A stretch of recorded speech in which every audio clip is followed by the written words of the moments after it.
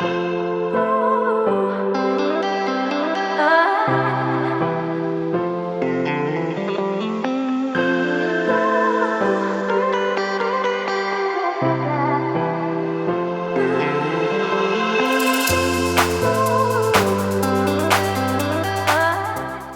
hello. This is my rabbit trail episode 2.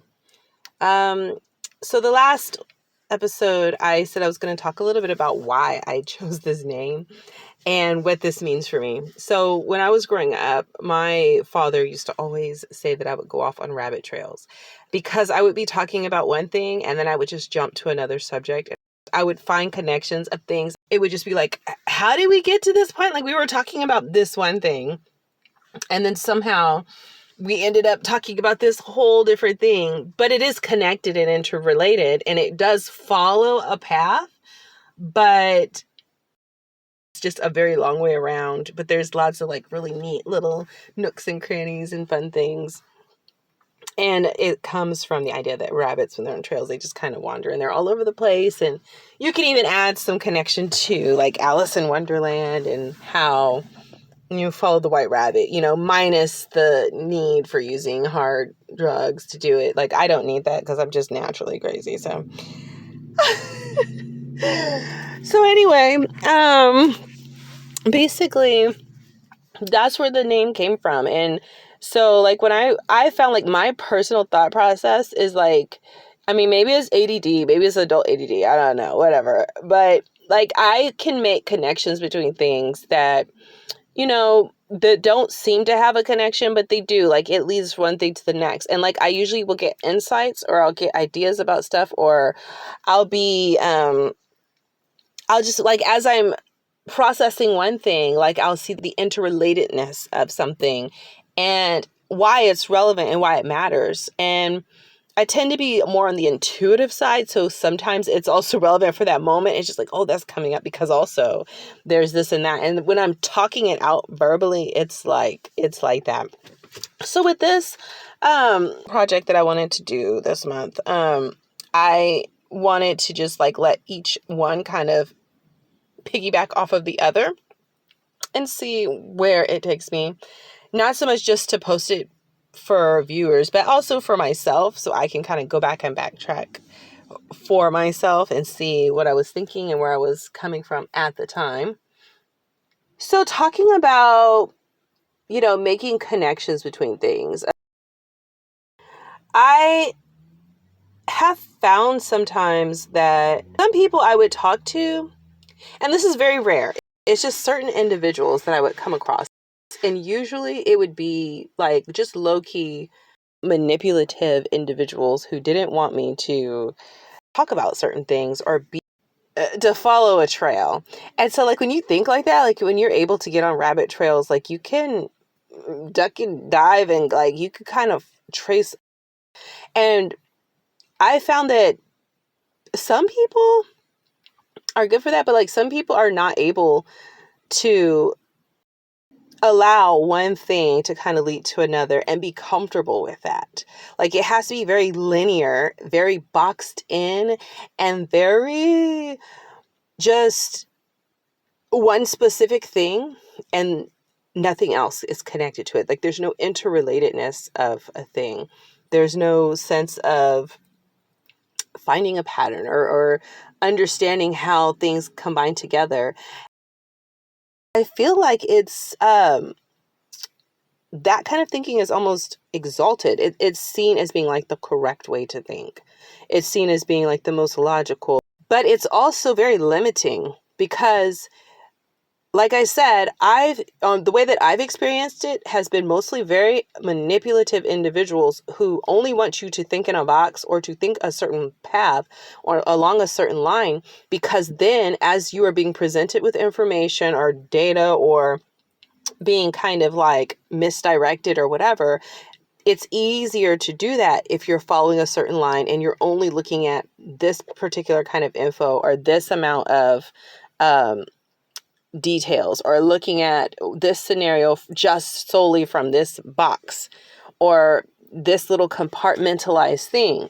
But when you can't look at, oh, there's this compartmentalized thing and then this compartmentalized thing and then another thing, how does this go together? And where do I fit? Where does my circumstances, where does the context of my reality in this fit?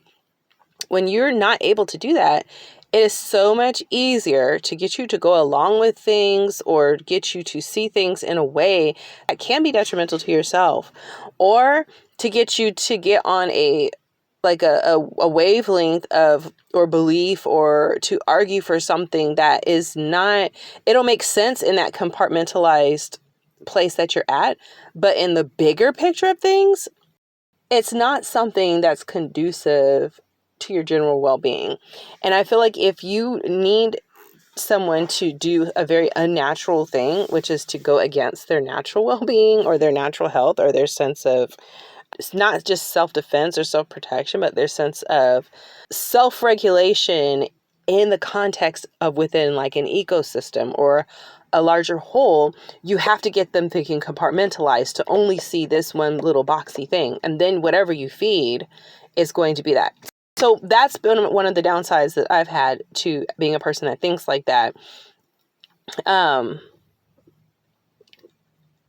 I think it's something that I personally have kind of struggled with. And I guess I'm talking more about like the shadow side of this, but that's what's coming up. So that's what I'm going to talk about. But I feel like that has been an issue because likewise, I don't quite understand people that think more linearly. Or usually sometimes I come across people who can think both ways or who do see it that way, but because it's an anomaly or it's presented in our society, that it's more of an anomaly to be like a person that can have a mind that can wander and you can take different paths or see how this connects to this and that. It's seen as almost like a disability even.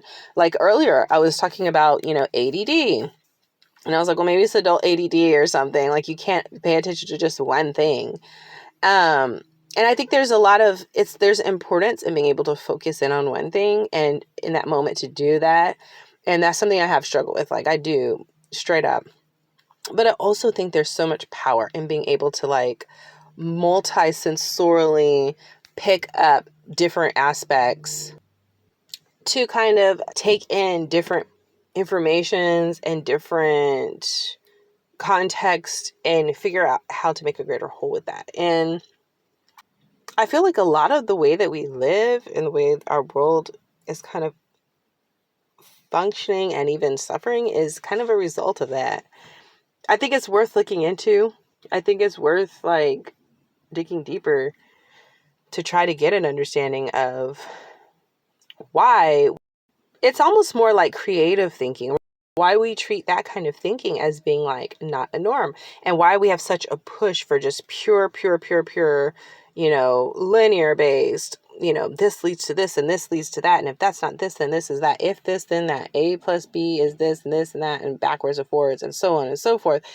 And also, I think it's important for us to see how we can almost make it into its own religion. That's what I've been kind of noticing is like, I feel like this very logic brained, very almost left brain way of doing things is becoming like its own religion by hiding almost behind like science and pure facts and pure this. But when I have nothing against facts. Like I feel like it's so important. Like there's, there's no need to even like say why that's important. Like we all understand that. But I think it's also important to realize that you can present a fact to a person in a context that the fact is true. But then when you start talking about like the morality of the fact or talking about whether or not it's ethical or not, like that's something that the facts don't really deal with.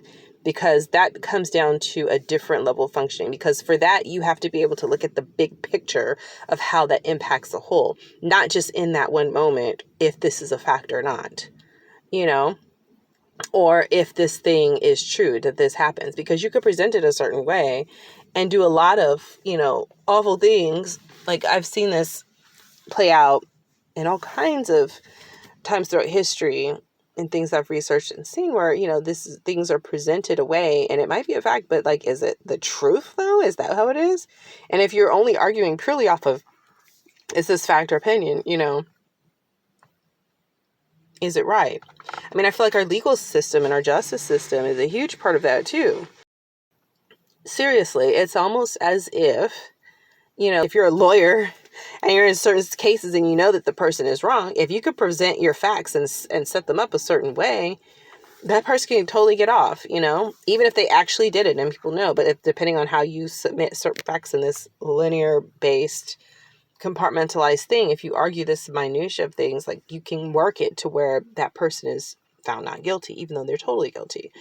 And that to me is like where if you have a good judge, it's a person that's able to see the bigger interrelated elements of that and take all that into account, but also make a judgment based off of, a nice, well-rounded mixture of the two, the blend of the two. But it feels as if we're in a world where that just doesn't happen. Like, and it's becoming even more so, a thing where it's exalted so much to the point of even being anti-life, and we don't even see that. So I think that's something that we've all been kind of pulled from, is the ability to determine what life is for us and what makes life worth living, what makes life enjoyable, what makes life a process that we participate in as opposed to have happened to us. And a lot of that I feel has to do with how we look at it and how we think about it. Are we able to kind of see the bigger picture and the interconnected whole, or do we just compartmentalize things and we just see like these different aspects as being these non-interrelated things that to me feels like it just leads to a lot of suffering and inability to enjoy the beauty of the journey and the experience is what I see with that. So that might be what I talk about next time, is enjoying the beauty of life. Like, what does that mean for me, at least? So that's my rabbit trail diatribe for the day, and I'll see you on the next one.